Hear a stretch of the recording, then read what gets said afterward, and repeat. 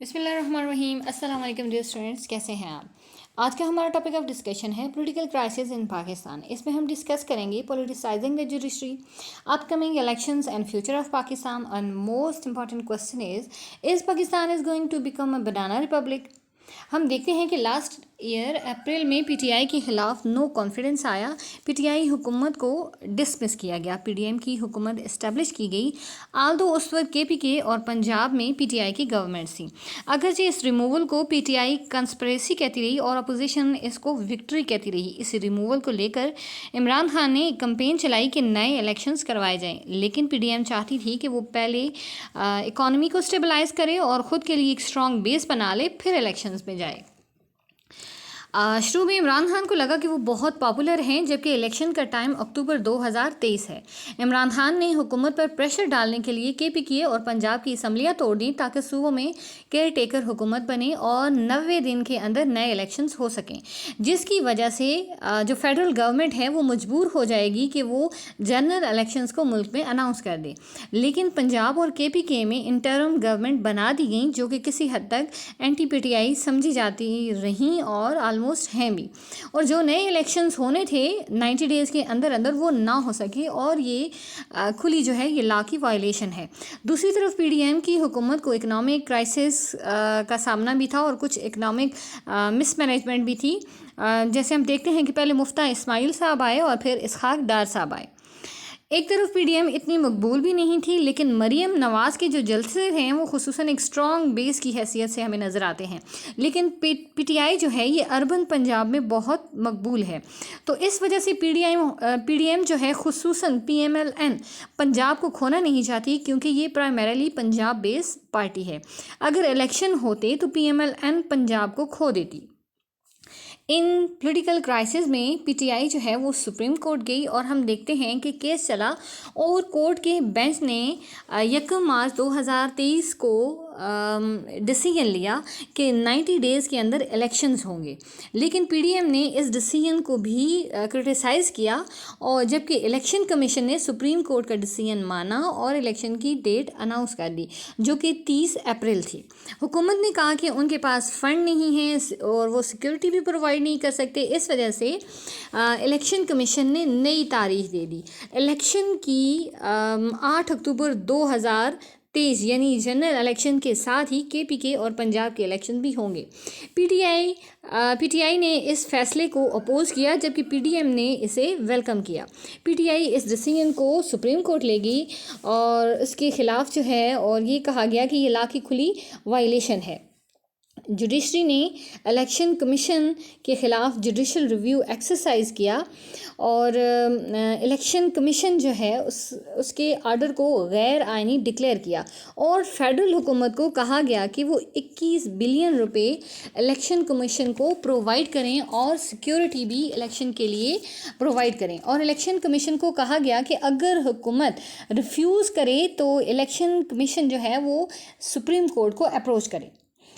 Students, ہم نے دیکھا کہ جیسے ہی یہ ڈیسیژن آیا تو ہم دیکھتے ہیں کہ اسی دن کیبنٹ کی میٹنگ ہوئی. حکومت نے جو سپریم کورٹ کے فیصلے کی مخالفت کی اور کہا کہ یہ مخالفت اس لیے ہے کہ یہ تین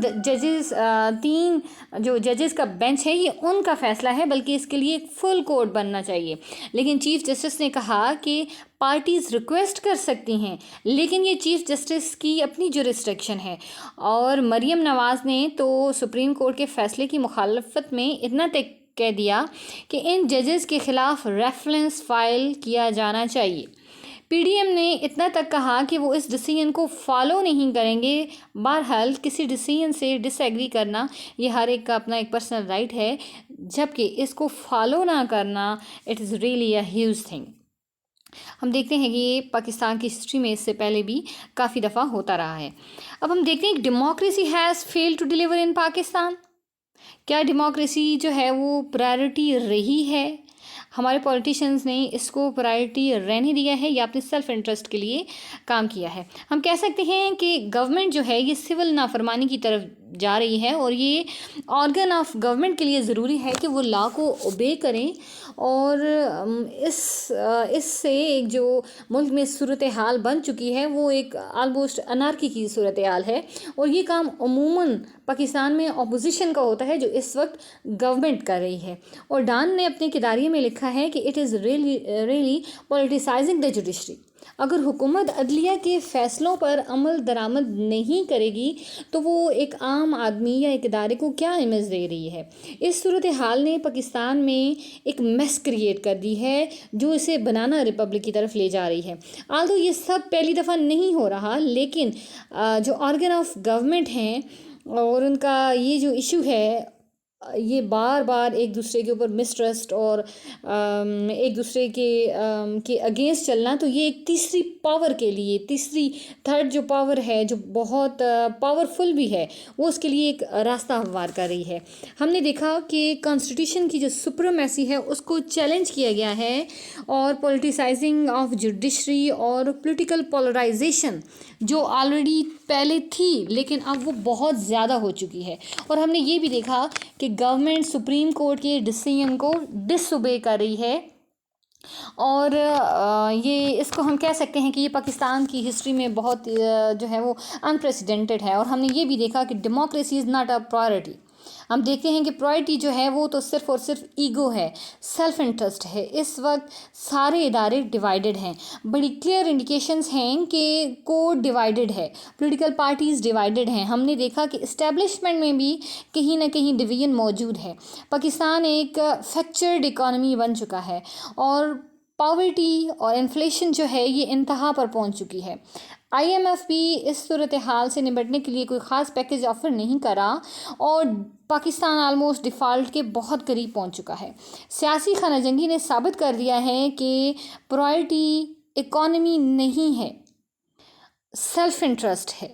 اگر کانسٹیٹیوشن کو فالو نہیں کیا جائے گا تو اس کا مطلب ہے کہ Pakistan doesn't exist, and it's really critical thing.